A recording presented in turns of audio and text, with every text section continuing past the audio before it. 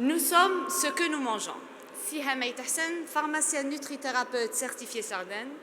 Et aujourd'hui, je vais vous parler de l'impact de notre alimentation sur la santé de nos intestins. On le sait tous, cet impact n'est pas nouveau. D'ailleurs, Hippocrate le disait bien, que notre alimentation soit notre première médecine, et il disait bien aussi que nos maladies commencent dans nos intestins. D'où le sujet d'aujourd'hui, le microbiote intestinal. Voilà, ça va.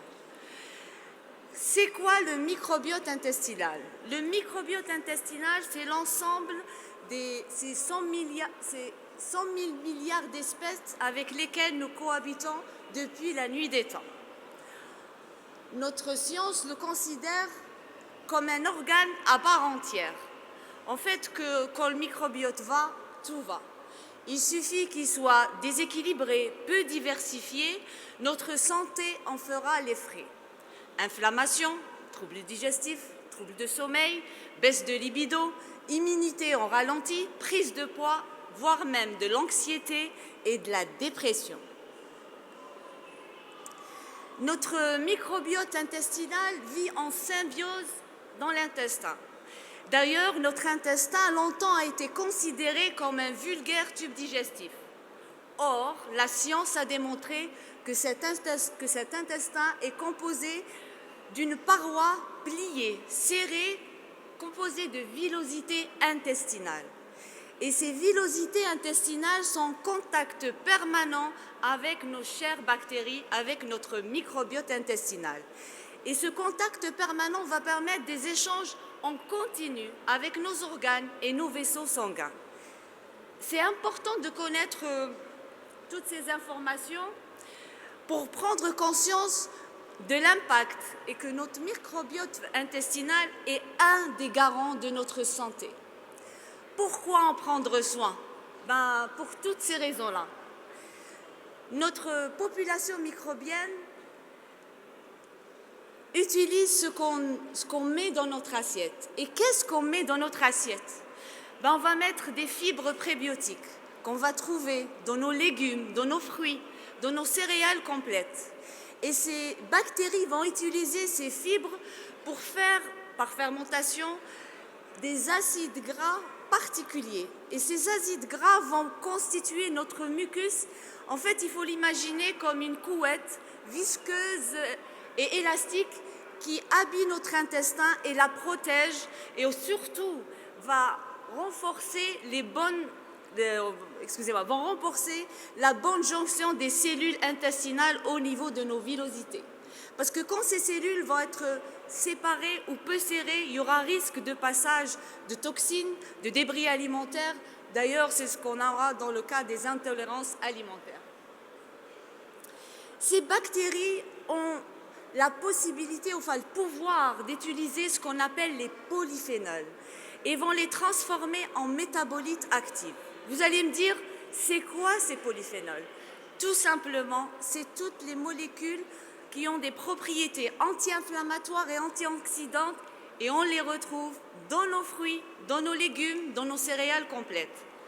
En fait, ces bactéries ont l'aptitude de les transformer en des métabolites actifs qui vont permettre de réguler notre glycémie, de protéger les neurones et aussi de protéger quelque sorte notre intestin contre certains cancers, type le cancer du côlon. On a ce microbiote intestinal, quand il est équilibré, il va renforcer la barrière qui sépare entre le sang et le cerveau. D'ailleurs, il a une action privilégiée sur l'axe intestin-cerveau. Et quand il va protéger cette barrière, il va renforcer l'étanchéité de cette barrière, on aura moins d'inflammation cérébrale. Cette fameuse inflammation cérébrale qui a un impact sur notre santé cognitive et qui est source de dépression, de déficit d'apprentissage et aussi de troubles de comportement. Nos bactéries ont cette aptitude d'utiliser tout ce qu'on mange pour les transformer en neuromédiateurs. Et ces neuromédiateurs ont un effet sur notre humeur, sur nos hormones de stress, sur nos hormones de satiété et sur notre qualité de sommeil. On voit bien que ces bactéries sont importantes et elles nous veulent que du bien en fait. Et en plus, elles participent à la détox de certaines molécules étrangères et interviennent aussi dans la fabrication de certaines vitamines qui sont importantes pour notre santé. En fait, quand cette perméabilité intestinale va être perturbée, qu'est-ce qui se passe? On aura de l'inflammation. Et cette inflammation participe à l'histoire des maladies. Dans les plus grandes institutions de recherche sur le microbiote, on a établi scientifiquement un lien entre la perméabilité intestinale et beaucoup de maladies du système. Certes, ce n'est pas la seule explication, mais la prise en charge de notre microbiote est primordiale. Quels seraient les ennemis de notre microbiote? On va parler des facteurs avec lesquels on vit tous les jours. On va commencer avec notre meilleur colocataire, le stress. Alors le stress, quand il s'installe dans notre organisme, il fait ce qu'il veut de nos organes et de notre santé. Il va installer une inflammation chronique. Cette inflammation chronique va impacter sur notre muqueuse intestinale et on va déranger le travail de nos bactéries, donc on va impacter sur le travail hormonal, la sécrétion des hormones de stress.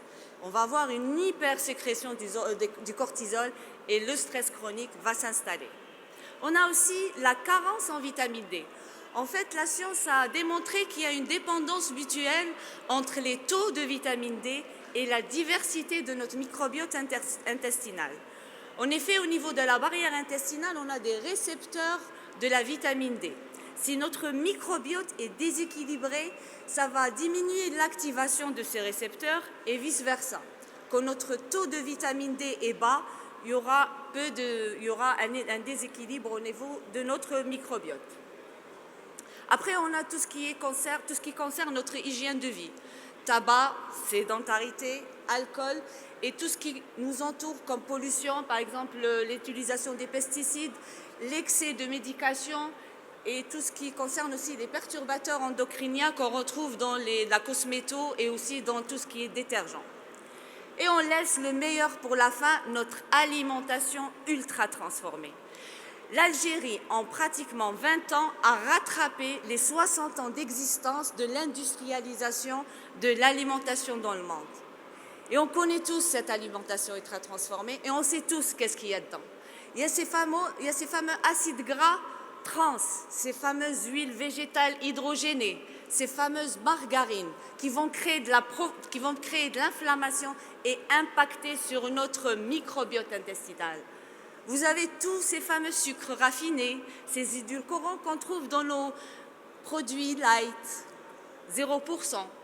En plus d'être des substances chimiques qui agressent le microbiote, elles vont impacter sur notre glycémie et provoquer des hyperglycémies fréquentes. Et ces hyperglycémies vont avoir de l'inflammation et impacter sur la perméabilité intestinale. Après, dans ces aliments transformés, ils sont cuits à haute température. Et ces hautes températures provoquent ce qu'on appelle des réactions de Maillard. Et ces réactions de Maillard, c'est des pro-inflammatoires et c'est de l'inflammation chronique qui s'installe, qui déstabilise notre microbiote. Vous allez me dire comment prendre soin de notre microbiote. En nutrithérapie, on a comme devise « on ne peut pas faire parfait, mais on peut de notre mieux ». Et notre mieux va faire appel à notre bon sens. Et notre bon sens, c'est prendre soin de nos bactéries en faisant du bien à nous-mêmes et en faisant du bien à notre santé. Nos bactéries raffolent de ce type d'assiette, une assiette colorée. Et cette assiette colorée est la base de notre patrimoine culinaire méditerranéen. Et c'est de cette assiette qu'il faut qu'il faut encourager dans nos protocoles thérapeutiques et dans notre routine de tous les jours. Nos bactéries adorent les polyphénols. On sait bien maintenant que les polyphénols, c'est des molécules antioxydantes, anti-inflammatoires. Les bactéries adorent les fibres prébiotiques. Et c'est de ça qu'on doit enrichir nos assiettes. Donc on va mettre des aliments de saison qui s'adaptent à notre immunité du moment. On va cuire d'une façon douce. On va garantir cette cuisson al dente qui reste méditerranéenne pour garantir la qualité nutritive de nos aliments. Bien sûr, on va chercher ces polyphénols dans nos herbes aromatiques, dans nos épices, et on va faire le plein de fibres prébiotiques qu'on retrouve dans nos fruits, nos légumes et nos céréales complètes. Après, c'est intéressant aussi de mettre dans nos assiettes des aliments fermentés. Ces aliments fermentés, on a des légumes fermentés et des boissons fermentées.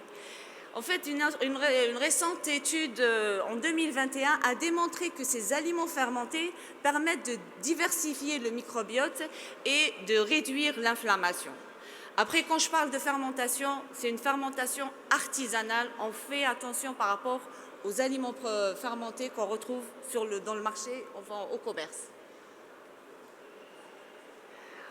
Donc, ces bactéries ont besoin aussi d'acides aminés. Et ces acides aminés, on va les chercher dans des protéines animales. Donc, on mettra pédale douce sur les viandes rouges qui restent comme un pro-inflammatoire. On va les chercher dans les poissons, sardines, en plus riches en oméga 3 et vitamine D. On va les chercher dans les légumineuses aussi, pois cassés, petits pois, pois chiches et haricots blancs. Après, on va arroser notre belle assiette de bonnes sources de lipides. Ces lipides vont permettre d'ailleurs meilleure assimilation des vitamines liposolubles telles que la vitamine D et aussi vont permettre d'atténuer un équilibre entre les pro-inflammatoires, les oméga 6 et les oméga 3 qui sont anti-inflammatoires. Donc il faut diversifier les matières grasses, bien sûr, de bonnes sources. Cette assiette doit garantir une courbe de glycémie stable. Plus notre glycémie est stable, moins d'inflammation dans notre corps et moins d'agression pour notre microbiote intestinal. Donc on va aller chercher dans des aliments à indice glycémique bas qui sont plus riches en nutriments essentiels à notre santé. Donc en règle générale, on dit privilégier les céréales complètes aux céréales raffinées, les légumineuses aux céréales complètes. Et le conseil que je donne toujours à mes patients, plus de végétal dans vos assiettes. Et ça passe pas tout le temps, mais bon. Après, devant cette belle assiette, on va prendre le temps d'apprécier les couleurs, les odeurs de notre assiette. Donc, on va prendre le temps de mastiquer. Et cette mastication va permettre un équilibre de nos hormones de satiété. C'est très important pour notre microbiote. On va prendre le temps de digérer et aussi le fait d'avoir des heures de repas régulières, ça permet aussi d'équilibrer ces hormones et ça permet d'avoir une glycémie stable dans le temps. Après, bien sûr, une bonne hydratation, je dirais une bonne hydratation à l'eau, mais il faut maintenir une certaine qualité d'eau pour atténuer des effets des substances chimiques. Donc, par rapport à notre eau de ville, notre eau de robinet, on peut utiliser des carafes à filtre ou bien on peut installer des petites pompes de filtration chez soi, tout en veillant à une certaine intégrité des filtres pour avoir une meilleure filtration. Après, pour les eaux minérales, on va veiller à une eau avec un taux de résidus secs inférieur à 180 et sur le marché national, il y en a. Après, j'entends déjà des personnes qui vont me dire « et les perturbateurs endocriniens par rapport au plastique ?» Mais comme on dit toujours, on fait de notre mieux. Prendre soin de notre microbiote buccal, parce que la flore bactérienne buccale impacte aussi sur notre flore bactérienne intestinale. Donc on va limiter les agents pathogènes, prendre soin de nos caries et on va laisser cette diversité de la flore bactérienne buccale en limitant par exemple l'utilisation des bains de bouche. On recommande toujours un taux optimal de vitamine D. Certes, l'assiette peut apporter, mais cependant, elle reste insuffisante, donc on pense à supplémenter.